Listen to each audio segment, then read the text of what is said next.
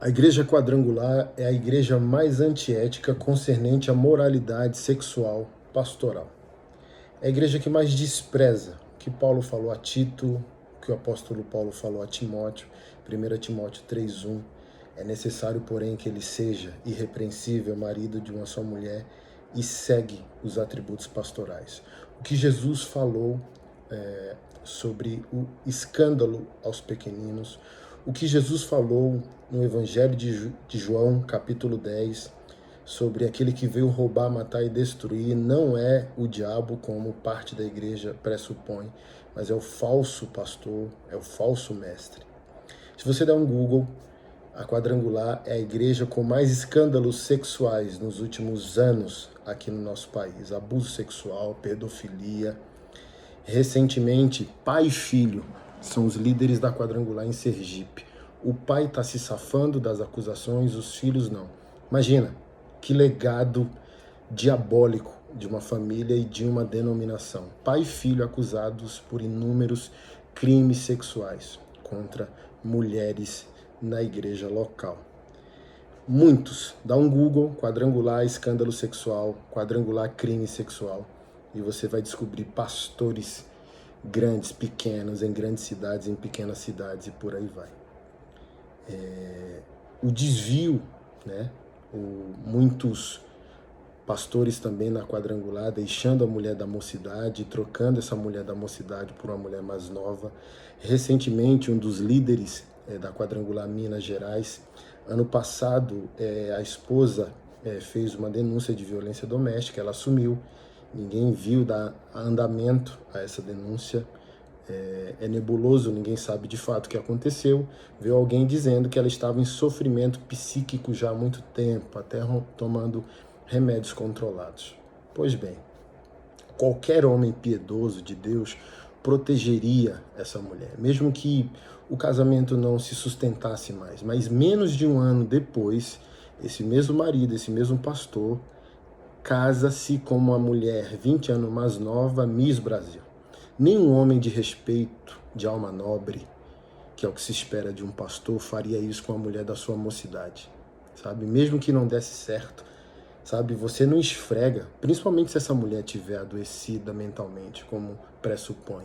Você não esfrega uma mulher 20 anos mais nova, você não esfrega uma Miss Brasil na cara da mulher da sua mocidade. A mulher que te serviu como plataforma e fundamento para que hoje você tivesse ministério, um nome e fosse líder de uma igreja. Então, os líderes da igreja quadrangular, pelo menos os grandes, eles desprezam aquilo que a Bíblia ordena concernente à ética pastoral.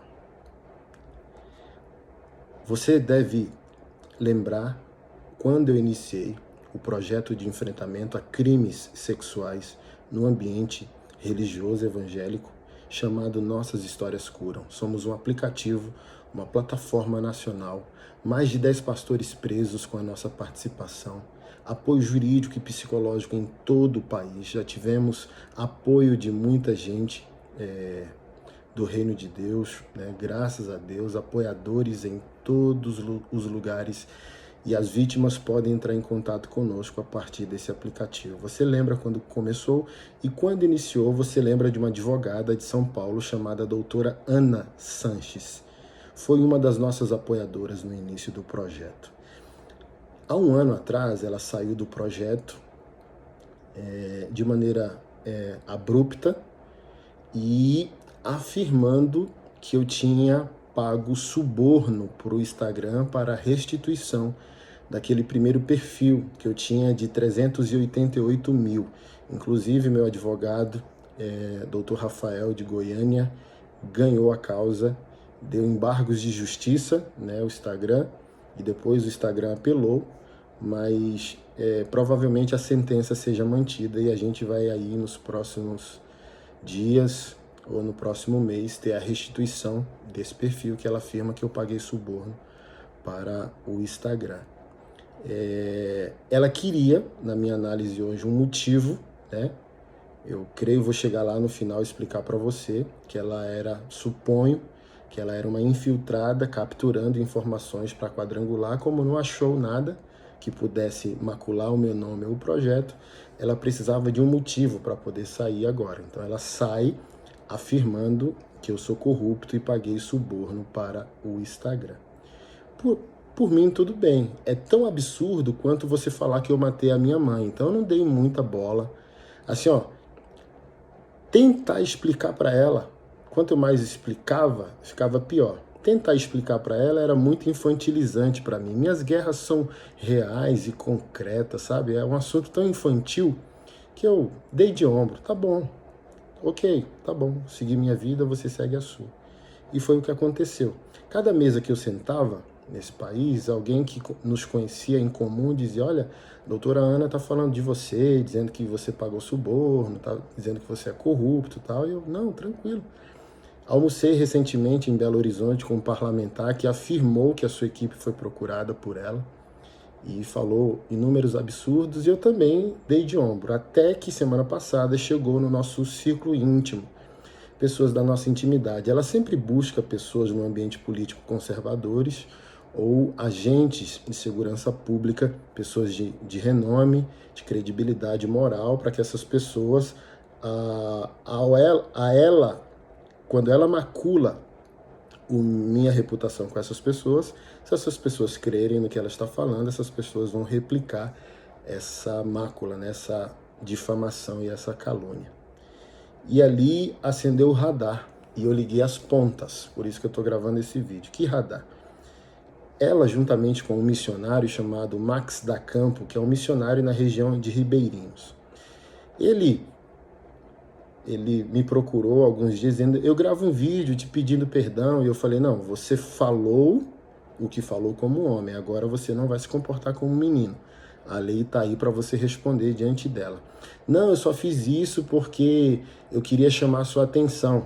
Porque alguns anos atrás ele me procurou querendo apoio missionário. E eu disse que a Bíblia só me ordena cuidar de órfão e viúva, que um missionário marmanjo como ele, saudável, gordo, forte, como diz o Mano Brown, tem tempo e saúde e força para trabalhar. E eu falei: não, eu cuido de órfãos, pobres e viúvas, tá? Marmanjo tem que trabalhar. E ele ficou chateado, e ele achou essa oportunidade de se associar à doutora Ana para destruir minha reputação. É tão absurdo que eles espalharam por aí. Aí que subiu o alerta e o radar e eu decidi me posicionar. Porque saltou, né? Assim, eu só era alguém que tinha pago suborno para o Instagram, coisa ridícula que eles não conseguem comprovar em juízo, sabe? Mas vamos esperar.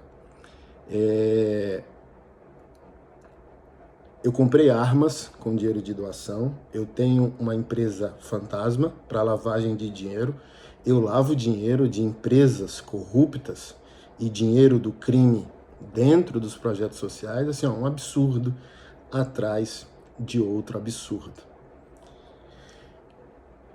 E assim, ó, meus infoprodutos são em sociedade com uma agência em São Paulo, né? E na época que o meu perfil caiu, eles contrataram uma outra agência especialista em restituição de perfis que foram derrubados. Existem advogados e agências especialistas em argumentar com o Instagram a devolução desses perfis. Ela usou isso, né? Eu acredito. Olha, não tem nada, mas acho que isso aqui dá para criar uma narrativa para prejudicar a suposta integridade dele. Pois bem, quais são as pontas soltas e o que isso tem a ver com a quadrangular? Só nessa semana que eu vim linkar as pontas. Doutora Ana Sanches é filha do reverendo Paulo Rogério Sanches, advogado, que eu acredito que é o empregador da filha, né? A filha é advogada, office girl do pai, advogado sênior, que também acredito que trabalha como advogado para a Quadrangular e é pastor da Quadrangular. Idólatra de Mário de Oliveira, que é o líder nacional da Quadrangular, que está sentado em berço esplêndido há mais de 20 anos. Foi deputado no passado. No passado o acusaram até de homicídio contra um outro parlamentar, do qual ele era suplente, e o rapaz não queria dar vaga a ele, e supostamente foi acusado de mandar matá-lo e a própria cunhada, para não ter partilha de bens entre o irmão e a esposa do irmão, porque a fazenda da partilha também estava no nome de Mário de Oliveira. Além de todas as heresias que esse Mário de Oliveira comete. A última dele foi que os apóstolos inventaram a história de Ananias e Safira, que morreram quando mentiram sobre a oferta, e os apóstolos inventaram essa mentira para amedrontar o povo e tomar o dinheiro do povo. Para você ver o nível dos desvios dessa congregação. A dedicação do pai da Ana Sanches ao Mário de Oliveira é tal, talvez ele tire do perfil, mas eu já printei antes. O Instagram dele na bio tá assim: sou quadrangular, sou Mário de Oliveira. Assim, ó, não sou Jesus, a minha causa não é pela Igreja de Jesus, ó, sou quadrangular, sou Mário de Oliveira. Pra você ver a dedicação sistêmica e institucional que o pai dela tem a Mário de Oliveira. Aí eu pergunto aos senhores: doutora Ana Sanches é tão beata assim, pura, santa, que ela vai se voluntariar num projeto de apoio a vítimas de crime sexual. A igreja mais noticiada no projeto é a Igreja Quadrangular. Enfrentei, dei voz e dei vazão a muitos crimes que foram praticados dentro ou por pastores, da Igreja Quadrangular.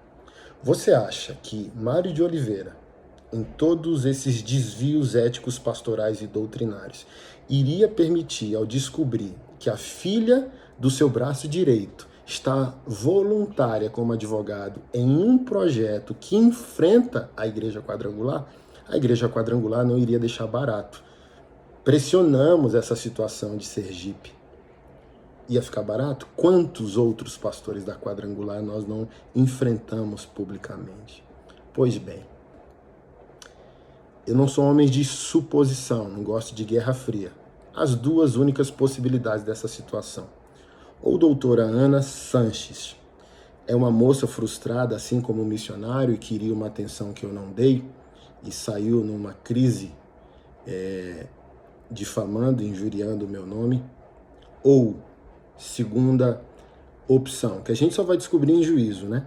Se ela é uma bandida infiltrada em nome da Quadrangular para destruir a pureza do nosso projeto. Fica a dúvida, fica o questionamento. Ambos vão ter que se apresentar em juízo para provar, né, o que dizem. E eu aguardo isso com muita expectativa. Então, eu encerro dizendo assim: nesse país e no mundo afora, me amam e me odeiam pelo mesmo motivo. Mas tanto os meus amigos quanto os meus inimigos conhecem minha face. Esse é o privilégio de guerrearem com o pastor Anderson Silva. Eu não jogo jogo de canalhas, de sombra. Não gosto de guerra de informação, de bastidores, de queima de reputação. Não gosto de guerra fria. Eu desço ao campo de batalha. Então, Ana, se foi uma crise emocional sua, ok, você responderá sozinha por isso. Mas se você foi uma bandida infiltrada na nossa pureza, amando da Igreja Quadrangular, eu quero dizer para você, para o seu pai, para Mário de Oliveira e para todos os pastores desviados dessa congregação: eu aceito a guerra, eu aceito o combate, mas desçam para o campo de batalha, deixa eu ver a face de vocês, porque vocês conhecem a minha face, ok? Deus abençoe. Não há nada que esteja oculto que não venha à luz. Decidi não ser um pastor rico, essa foi minha escolha, ok? Mas decidi ser um pastor de verdade, com caráter e integridade.